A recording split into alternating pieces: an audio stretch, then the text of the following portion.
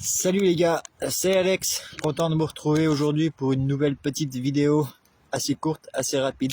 J'en profite d'être au bord de l'eau, là je suis venu me faire une petite session black bass, donc j'en profite pour vous faire cette petite vidéo. Alors comme vous le savez, la pêche au leurre est fermée, donc depuis la fin du mois de janvier, ça y est, c'est la fermeture, donc on a la fermeture du brochet, donc on n'a plus le droit de pêcher au leurre.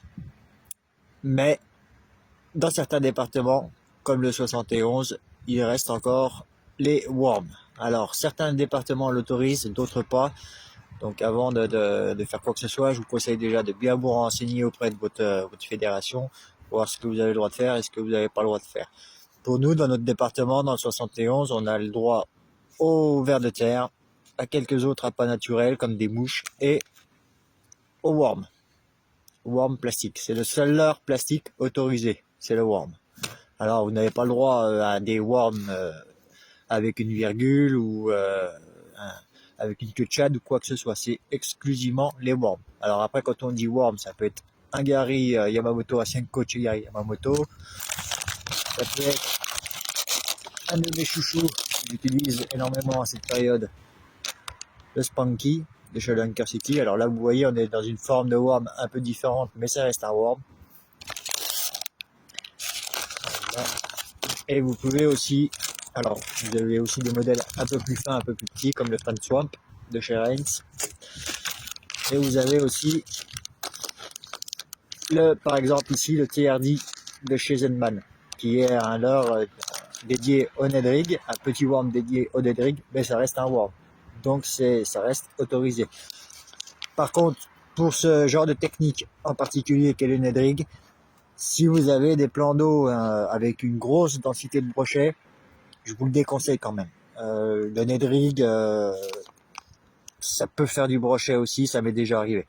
Si vous avez un secteur avec une grosse densité de brochets, malheureusement, il y a de grandes chances que les brochets tapent sur ce genre de leurre. D'autant qu'à cette période, ils sont collés sur le fond, ils ont plutôt tendance à s'attaquer à des petites proies. Donc si vous passez avec un aidri à côté de lui, il y a de grandes chances qu'il tape. Par contre, sur des secteurs où vous avez une faible densité de brochets et que vous visez la perche ou le basse, il n'y a pas de problème. Au niveau de la loi, vous serez bon, c'est autorisé. Dans certains départements, encore une fois, donc renseignez-vous bien. Et justement, l'avantage de pouvoir continuer de pêcher avec des worms, pour ma part en tout cas, c'est que moi, ça me permet de pouvoir continuer à pêcher le black bass. Donc je me suis dit, je vais vous faire une petite vidéo pour essayer de vous expliquer un peu comment je m'y prends, quelle leurre j'utilise exactement, quelle marque plutôt j'utilise. Donc voilà.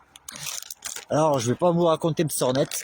Là on est au cœur de l'hiver, on est début février, il fait très froid. Là aujourd'hui il fait pas plus de 3 degrés. C'est pas la période où vous allez pouvoir enchaîner les black bass. C'est pas le moment où je conseillerais à un débutant, par exemple, de se lancer dans la pêche du bass. Parce qu'à cette période-là, c'est des pêches qui sont très compliquées. Il faut être très, très patient. Euh, mais quand on est passionné par les black bass, comme je le suis, on y prend le temps. Mais pour un débutant qui veut commencer à faire ses premiers black bass assez facilement, assez rapidement, c'est pas une période pour débuter. Pour les autres, moi, ce que je vous conseille de faire, c'est de choisir un ou deux worms différents, une ou deux marques différentes. Alors, bien sûr, ça, c'est l'indispensable.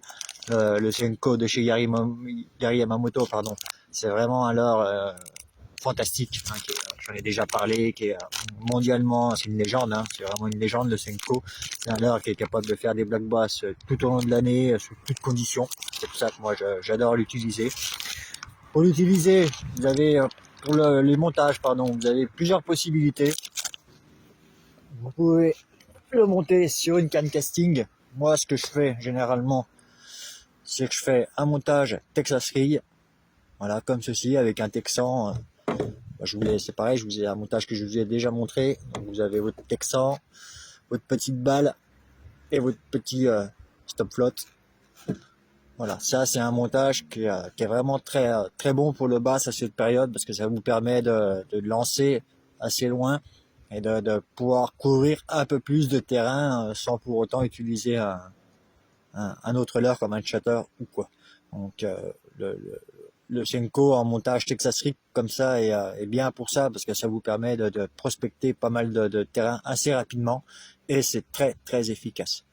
Voilà. Sinon, pour ceux qui voudraient pêcher en spinning, là c'est pareil, il n'y a pas besoin de vous compliquer la vie.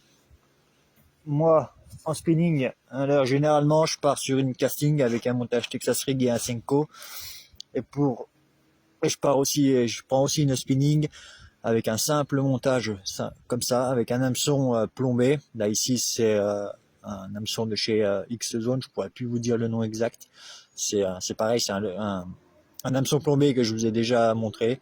En fait, vous avez un petit ergot, vous avez une petite tête plombée juste au-dessus de l'hameçon, et un hameçon qui est vraiment top. Moi, c'est un hameçon plombé que j'utilise depuis déjà quelques années. J'en suis très très satisfait. Vous avez un petit ergot ici qui vous permet de protéger contre les herbes et les accros. Et c'est vraiment un hameçon, un montage qui est vraiment top. C'est simple, et ça vous permet de pouvoir pêcher dans des zones assez encombrées sans vraiment accrocher. Donc là-dessus, je lui ai mis un petit Spanky. Donc pareil, pour ceux qui me connaissent et puis qui me suivent, vous savez que c'est un leurre que j'adore utiliser, le Spanky. Donc voilà, c'est pareil, c'est un leurre que je vous conseille aussi pour cette période-là. C'est un worm, donc il est autorisé. Et c'est un leurre qui est fantastique pour déclencher les basses. C'est vraiment un leurre qu'ils apprécient énormément. Donc voilà les gars, des montages simples mais qui peuvent continuer pour ceux qui voudraient continuer de pêcher le black bass dans leur département où les worms sont autorisés. Vous avez la possibilité de pouvoir continuer à pêcher le bass avec ce genre de leurre et de montage. En sachant que même si ça reste très difficile, comme je viens de vous le dire, les worms sont efficaces toute l'année. Donc vous pourrez, même en plein hiver, même par grand froid, vous pourrez arriver à prendre des basses avec des worms. Donc je vous remonte rapidement pour ceux que ça intéresse les montages possibles. Donc là vous avez un montage Texas Rig avec un Senko de chez Gary Yamamoto. Vous pouvez tout à fait aussi le monter avec un simple Texan, un montage weightless. Il n'y a pas de problème, surtout que au niveau des Senko, vous avez le Fat Senko qui est une dérive du Senko normal, et qui est un peu plus lourd, un peu plus dense que le Senko classique, ce qui peut vous permettre de le pêcher en weightless simplement avec un hameçon texan ou un hameçon simple, un hameçon waki. Du fait de sa densité et de son poids, il coulera assez vite et assez bien. Donc voilà, vous n'avez pas forcément besoin de rajouter un lest. Moi, je préfère le monter comme ça en Texas Rig. J'ai une balle qui est très légère, qui doit faire à peu près 3 grammes. Ça me permet quand même de pénétrer un peu plus en profondeur. Surtout que je pêche pas mal de structures, donc j'ai quand même besoin de perforer un peu, de rentrer un peu au fond des structures, quoi, tout simplement. Donc voilà les gars, un petit montage Texas Rig simple avec le légendaire Senko de Shigeru Yamamoto. Et pour ceux qui n'ont pas de casting ou qui veulent pêcher en spinning, un montage waki simple avec un spunky ou un Senko aussi, ça va très bien, ou un Fat Swamp, là comme je vous ai montré. C'est des deux montages qui sont vraiment complémentaires et qui sont efficaces toute l'année, et l'hiver, quand la fermeture, quand on ne peut plus pêcher au leurre, les worms peuvent vous permettre de tirer votre épingle du jeu et de continuer à pêcher. Les perches réagissent très très bien aussi sur les worms, et particulièrement sur le spunky. J'en ai déjà fait plusieurs avec, c'est un leurre qu'elles apprécient particulièrement. Et vous avez aussi une autre possibilité qui est le Ned Rig, et vous avez aussi, vous pouvez aussi faire du drop shot, hein, bien sûr. Drop shot avec un worm, c'est ultra efficace aussi. Là, ça va vous permettre de pêcher beaucoup plus lentement. Vous pouvez utiliser un Senko en drop shot. Alors moi, j'apprécie pas vraiment parce que c'est un peu lourd et je trouve que ça défait un peu le montage.